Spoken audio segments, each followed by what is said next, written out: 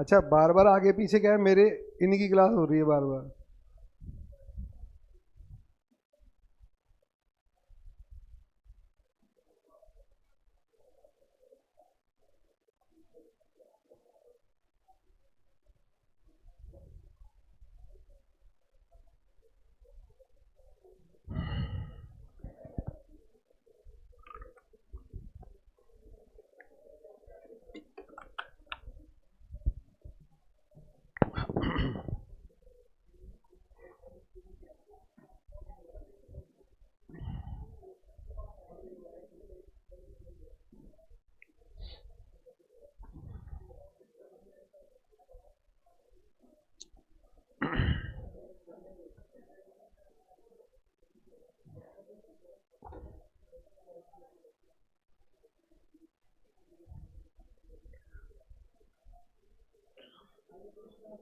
चलो, हरे कृष्णा बच्चों।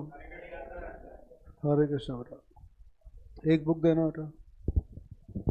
बुक एक ही है।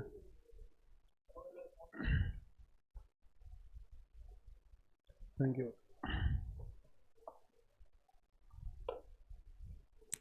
हम लोग बात कर रहे थे इसॉप्स के बारे में। हरे कृष्णा बेटा हरीश, हरे कृष्णा अभिलाषा, हरे कृष्णा दीपक, हरे कृष्णा बेटा मोहित। हम लोग कल बात कर रहे थे इसॉप्स के बारे में, और इसॉप्स में बताओ हम लोगों ने क्या स्टार्ट कर दिया था, एक क्वेश्चन, और इसके बाद लगभग लगभग आपके सारे क्वेश्चंस हो गए। एक छोटी सी बात मुझे उसके करनी थी, वो कल खत्म नहीं हो पाई थी, तो आज उसे, हरे कृष्णा बेटा मुकेश, उसे कंप्लीट कर लेते हैं। एग्जाम्पल नंबर 2 दोबारा देखो। A B C limited grants, ABC Limited grants 1000 stock options,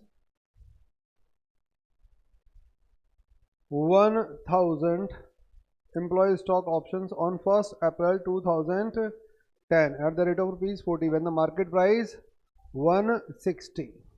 The fair value of the option calculated using option pricing model 120. The vesting period 2.5 years. The maximum exercise period is 1 year. 300 unvested options lapse on 1st May.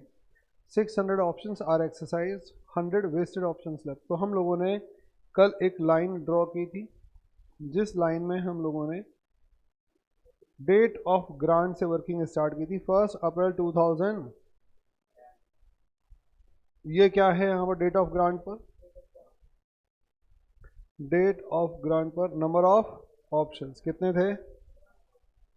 1000 option थे, multiply by 120, 120 fair value कह लो या फिर intrinsic value कह लो, जो आपको better लगे।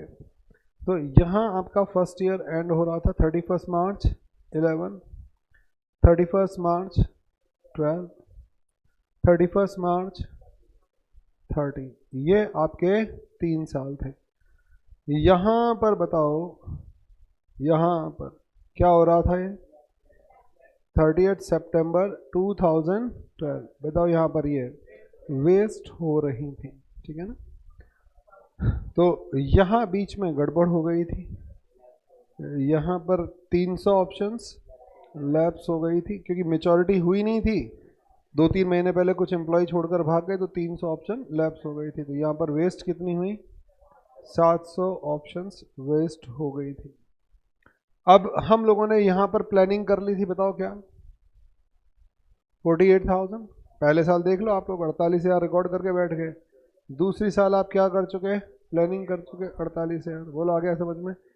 तीसरे साल चाहे आप यहाँ पर करो या फिर सितंबर में करो, मुझे कोई फर्क नहीं पड़ता। हाँ, एक चीज है, जिस दिन एम्प्लॉय छोड़कर गया उस दिन मुझे कोई लेना देना है नहीं। 300 जो लैप्स हुई है, इस डेट से मुझे कोई मतलब नहीं है, क्योंकि मैं प्लानिंग वैसे भी कब करता हूँ? ईयर एंड में। तो मुझे तो ईयर एंड से मतलब है, ईयर एंड तक आते आते मेरे सामने पिक्चर क्लियर है। बेटा ईयर एंड में आके क्या मैं प्लानिंग करूं क्या इस क्वेश्चन में? देखो, कई बार बच्चा लास्ट क्वेश्चन से कंपेयर करता है, सर उसमें तो प्लानिंग की थी, याद है वो पी लिमिटेड वाले में?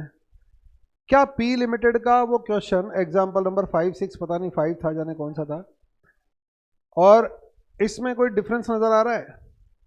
उसमें पता 4.5 साल थे, तो मुझे क्या करना था? मिड में कहीं वो लैप्स हो रही थी, तो मुझे क्या करना था? अरे आगे की प्लानिंग करनी थी या नहीं करनी थी?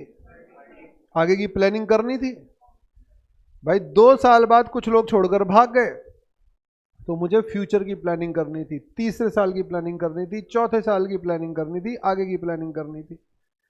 क्या इस क्वेश्चन में आगे की प्लानिंग करनी है क्या? बोलो, इस क्वेश्चन में आगे की प्लानिंग नहीं करनी। बोलो, आ गई बात समझ में? तो आप ये देखो बेटा, पास्ट में कितनी प्लानिंग हो चुकी, 96 की आ गया। मैं आगे जा रहा था उस क्वेश्चन में, यहां तो बताओ जो भी गड़बड़ हुई वो किस साल में हुई? आखिरी साल में। तो आखिरी साल तक आते आते देखो ना आपके पास कितना पैसा आ गया, 96,000। और वेस्ट कितनी हुई है? 700। तो 700 को बताओ 120 से मल्टी, मुझे चाहिए कितने? 84। क्या मेरे पास 84,000 है? बेटा 84,000 से एक्सेस है, तो बताओ मैं क्या नहीं करूंगा इस साल? कोई भी प्लानिंग नहीं करूंगा। उल्टा बताओ, मैं 31 मार्च को एक एंट्री डाल दूंगा, 31 March outstanding ESOPs account debit to general reserve. बोलो कितना? 300 ऑप्शन, सॉरी हाँ कितने थे मेरे पास? 96,000 माइनस जो मुझे चाहिए 84,000, 12,000। ये 12,000 एक्सेस चले गए, और मेरे पास कितने मैनेज हो गए? 84,000 मैनेज हो गए। बोलो बात समझ में आ गया? बेटा अगर आप लोग देखो, वो दोनों क्वेश्चन बच्चे मर्ज करते हैं, बाद में पूछते हैं, उनको अभी तो समझ में नहीं आता, लेकिन मैं बार बार अपनी तरफ से इनिशिएटिव लेकर बोल रहा हूं। इस क्वेश्चन में बताओ, अगर मुझे फ्यूचर में और 1 या 2 साल प्लानिंग करनी होती तो बताओ मैं क्या करता? फिर मैं उस प्लानिंग को कंटिन्यू रखता, और बताओ फिर मैं क्या, जब मैं फ्यूचर की तरफ जाता तो मुझे फिर पास्ट में भी जाना पड़ता, कि पास्ट में 300 की एक्सेस प्लानिंग हो गई, मैं उसे विड्रॉ करके जनरल रिजर्व में भी ट्रांसफर करता। लेकिन यहां पर बताओ जो भी गड़बड़ हुई है वो लास्ट। बेटा अगर उस क्वेश्चन में भी लास्ट ईयर में गड़बड़ होती ना, तो मैं लास्ट ईयर में प्लानिंग केवल किसकी करता? बचे कुचे अमाउंट की करता। मैं ये देखता, अगर किसी भी क्वेश्चन में ये बोल रहा है 5 साल बाद देना है और गड़बड़ लास्ट ईयर में हुई, तो मैं ये देखता क्या पास में मेरे पास एक्सेस प्रोविजन बन गया? हाँ, ट्रांसफर टू जनरल रिजर्व। क्या पास में मेरे पास कम प्रोविजन बना? हाँ, तो प्लानिंग कर लो। तो लास्ट वाले ईयर में गड़बड़ होने पर हम पास्ट में जाकर कुछ नहीं करते, उसी साल देख लेते हैं कम है या ज्यादा है, अकॉर्डिंगली प्लानिंग कर लेते हैं, या फिर जनरल रिजर्व में ट्रांसफर कर देते हैं। बोलो बात समझ में आ गई? सर इसमें कम कैसे पड़ते? मान लो ऑप्शंस लास्ट ईयर में कितनी वेस्ट होती? 100 वेस्ट होती, तो बताओ कितने मेच्योर हो जाती? इनटू 120, 1,08,000। बोलो बात समझ में आ रही है? तो पास्ट ईयर में मैं ऑलरेडी कितने की प्लानिंग कर चुका? 96 की ऑलरेडी प्लानिंग कर चुका, तो बचे कुचे की प्लानिंग कर लेता। यानी लास्ट ईयर में मैं या तो प्लानिंग करूंगा या फिर मैं एक्सेस को ट्रांसफर करूंगा, बस। दोनों काम एक साथ नहीं होंगे अगर मेरी सर्विस कंडीशन में लैप्स आखिरी वाले साल में होती है तो। आ रही है बात समझ में? एक क्वेश्चन हमने ऑलरेडी किया था जिसमें लैप्स मिड में हो रही थी, तो बताओ मैं क्या कर रहा था? प्लानिंग भी कर रहा था, और फिर जब मैं प्लानिंग 4,000 की कर रहा था तो फिर मुझे क्या लगा कि यार पास्ट में 8,000 और 8,000 की एक्सेस प्लानिंग हो गई, तो उसको मैं ट्रांसफर भी कर रहा था। लेकिन क्योंकि यहां पर मुझे कोई प्लानिंग नहीं करनी, आखिरी साल में गड़बड़ है, तो आखिरी साल में केवल और केवल मुझे डिफरेंस की बात करनी होती है हमेशा। क्या बात समझ में आ गई सबको? भाई यही बात थी जो मुझे बतानी थी, और मैं कल ये बता भी रहा था, लेकिन समय पूरा हो गया था। बेटा ऑनलाइन वाले बच्चों जल्दी से बोलो क्या ये बात क्लियर है ना? आप फिर उसमें इन्वॉल्व मत कर देना, ये क्वेश्चन में ऐसा किया था, इसमें मैंने अपनी तरफ से आपको बता दिया। ये बच्चे बाद में पूछते, किसी को पूछना है तो अभी पूछ लो, वरना जल्दी से सारे बच्चे वाई एंटर करो ताकि हम आगे चले। लिखो जल्दी से सारे बच्चे, वेरी गुड, नोट करो बच्चों। ये एंट्री, इस साल कोई प्लानिंग नहीं होगी, लास्ट ईयर है तो लास्ट ईयर केवल और केवल एक्सेस की बात करूंगा, और किसी को कुछ पूछना है तो बेटा पूछ लेना।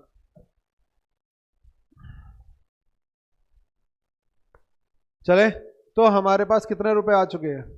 84,000, 84,000 रुपीज आ चुके, और हमारी प्लानिंग हो चुकी। अब एक्सरसाइज पीरियड कितना था? 1 ईयर, तो 1 ईयर में ये बोल रहा है 600 ऑप्शन कब अप्लाई किए गए? जून में, क्योंकि सितंबर से लेकर सितंबर 13 तक आपके पास चॉइस थी, ऑप्शन था। तो अब सारे बच्चे मेरे साथ एंट्री कर दो, मुझे नहीं लगता कुछ समझाना है। तो 30 जून 2013 को बताओ मैं एंट्री क्या करूंगा? Bank account debit outstanding ESOPs to equity share capital securities premium. मैंने कन्वीनियंस के लिए कहा था आप लोगों को एक शेयर को बेस बना लेना 10 रुपये और 150 रुपये, ये 120 रुपये और ये 40 रुपये। और किससे मल्टीप्लाई कर दो? 600 से, 600 से मल्टीप्लाई कर दो क्योंकि 600 अप्लाई किए गए हैं। तो ये 600 से मल्टीप्लाई करोगे तो ये आ जाएगा 24,000।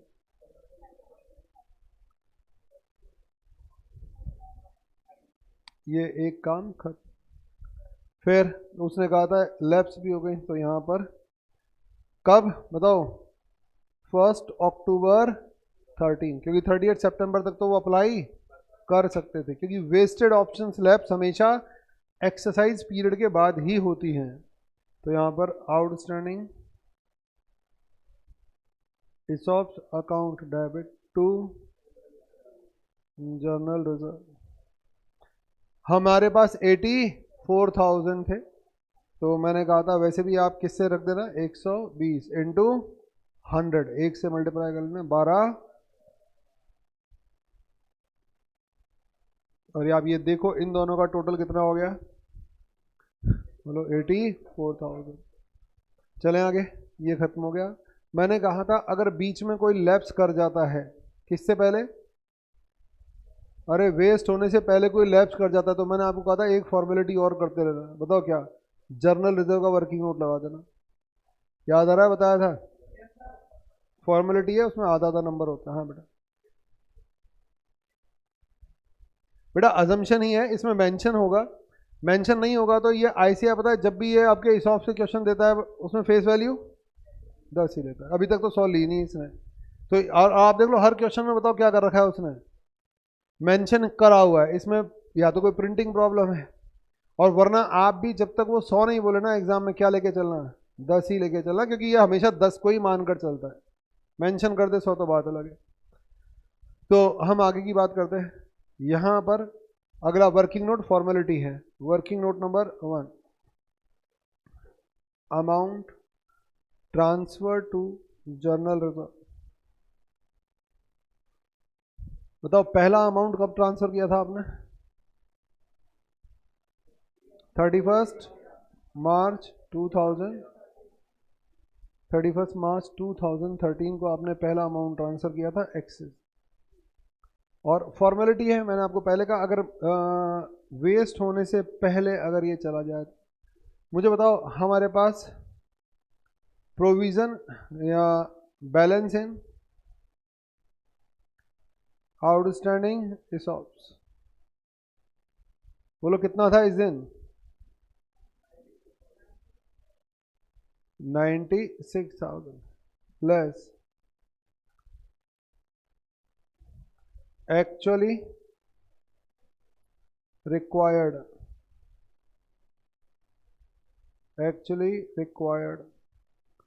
बताओ कितना रिक्वायर्ड था? भाई 700 ही वेस्ट हो रही थी, ये तो वेस्टिंग डेट आ गई थी 784,000। तो ये आपका हो गया एक्सेस ट्रांसफर टू GR, ये एक्स्ट्रा GR में चला गया। वर्किंग नोट नंबर 2, अगर वेस्ट होने से पहले लैप्स हो जाए तो जनरल रिजर्व के हमेशा वर्किंग नोट बना दिया करो, बुक बनाती है। Amount transfer to GR,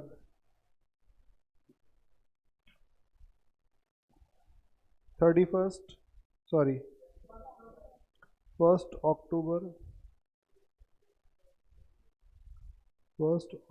2013।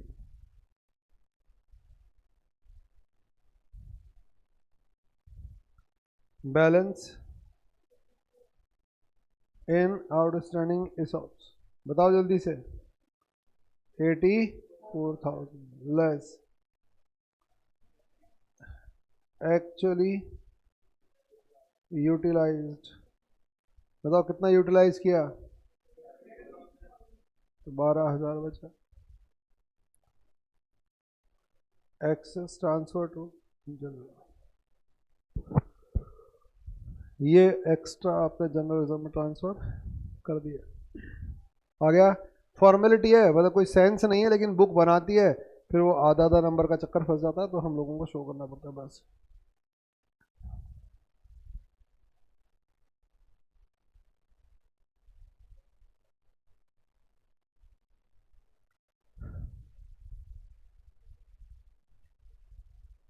चलो मैं आगे, तो बताओ इसके साथ क्या कंप्लीट हो गया, ये चैप्टर कंप्लीट हो गया। और आप देखो एग्जाम्पल नंबर 1 2 3 4 5 6 सारे ये हो गए। कल मैंने वो जर्नल एंट्री करने को दिया होगा, आई होप हो गया होगा, किसी को इशू नहीं आएगा। नेक्स्ट बेटा, आज मैं होमवर्क दे रहा हूँ example number 7, example number 7 page number 3.31, homework note कर लो सारे बच्चे, ये एग्जाम्पल करके लाएंगे। Example number 7 page number 3. इसके साथ ही सारे एग्जाम्पल हो जाएंगे। 2-3 क्वेश्चन हम कर चुके, 1-2 क्वेश्चन बाकी हैं, तो वो सेम गाइडलाइन पर है, तो मुझे नहीं लगता कोई दिक्कत आएगी। एग्जाम्पल नंबर 7 बहुत सिंपल है, 5 नंबर का क्वेश्चन था एग्जाम में, 5 ओनली 5 मार्क्स, परफॉर्मेंस कंडीशन का है। तो बेटा अगर आपने इसका सॉल्यूशन देखा तो नहीं, पाप तो क्या क्या पड़ेगा यार नहीं, वो तो मेरे को बोलना होगा तो मैं बोल दूंगा। आप इसका आंसर देखोगे तो आपको बात समझ आ जाएगी, समझ आ जाएगी। क्लियर हो गया? तो कोशिश करना आप लोग, बताओ इसका आंसर ना देखो, इस क्वेश्चन को रीड करोगे तो इसमें कहानी लिखी हुई है, मतलब कहने का मतलब है 5 नंबर का, लेकिन उलझाने के लिए इसने कहानी, एक पूरा एक डॉक्यूमेंट्री बनाई हुई है, पूरी कहानी लिखी हुई है। उस कहानी को पढ़कर समझ में आना चाहिए, उसे बोलते हैं प्रॉपरली आप क्वेश्चन को एनालाइज कर पा रहे हो, इंटरप्रेट कर पा रहे हो। मोस्टली आप लोगों की, अगर देखो मैं बता रहा हूँ ना, हमारी हैबिट क्या होती है, क्वेश्चन नहीं आता तो बताओ हम सबसे पहले आंसर देखते हैं, और आपको नहीं लगता आंसर देखकर दोबारा क्वेश्चन पढ़ने पर क्लियरिटी बढ़ जाती है? भाई काफ़ी चीज़ें तो वैसे ही क्लियर हो जाती है, फिर भी कोई एक आध कन्फ्यूजन रहता है, तो वो फिर हम प्लस माइनस करके उसे भी ब्रेक करने की कोशिश कर लेते हैं। लेकिन वो काम करोगे तो फिर वही है, एग्जाम में तो ऐसा होगा नहीं, नया क्वेश्चन आया आंसर आपके सामने आएगा नहीं, तो बेटा वो हैबिट ही गलत है, बच्चे को कभी पालनी ही नहीं चाहिए। बच्चे को हमेशा बताओ क्या करना चाहिए, अपने लेवल पर एक बार कोशिश करनी चाहिए ब्रेक करने की। तो मैं वो ही कह रहा हूँ, क्वेश्चन को रीड करोगे बहुत सिंपल है, बिलीव मी समझ में आ जाएगा, लेकिन प्रॉपरली रीड करने पर, वरना आप आंसर देखोगे तो एक बार में समझ में आ जाएगा, और फिर भी नहीं आएगा तो हम कल बात करेंगे। हालांकि आज तक तो किसी ने पूछा नहीं, आप लोग पूछोगे तो बात अलग है, लेकिन वही है कि मुझे नहीं पता बच्चे करते कैसे हैं। मैं तो बार बार मना करता हूँ, आंसर ना देखकर चाहे इसमें आधा घंटा लग जाए, 10 मिनट लग जाए, 20 मिनट लग जाए, 25 मिनट लग जाए, बताओ क्या करना चाहिए? बिना देखे सॉल्व करना चाहिए। बेटा एक बार आधा घंटा 1 घंटा लगेगा, लेकिन जब आपको एनालाइज करने आ जाएगा तो वो टाइम आपका रिड्यूस होता हो आपके पास आना स्टार्ट हो जाएगा, और वही आपके काम आएगा, ना कि आंसर देखकर 5 मिनट में निपटा देना आपके काम आएगा।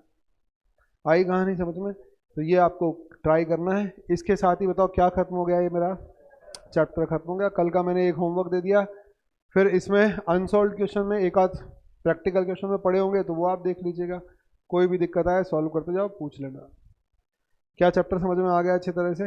बेटा एक 5 से लेकर 8 नंबर तक का टॉपिक है, मोस्टली 5 नंबर का आता है, कभी कभी 8 का भी आ जाता है। हालांकि इससे क्वेश्चन बहुत अच्छे बनते थे, लेकिन मैंने आपको बता दिया गाइडेंस नोट हट चुके हैं, तो अब क्वेश्चन का दम रहा ही नहीं, इन्होंने ढंग की चीज़ें हटा दी हैं इससे। बेटा ऑनलाइन वाले बच्चों जल्दी से बोलो चैप्टर क्लियर, तो फिर मैं आगे की बात करूँ।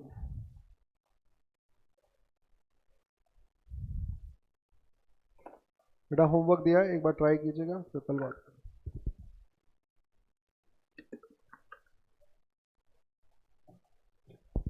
चलो बेटा, हरे कृष्णा, कुछ देर बाद फिर मिलते हैं।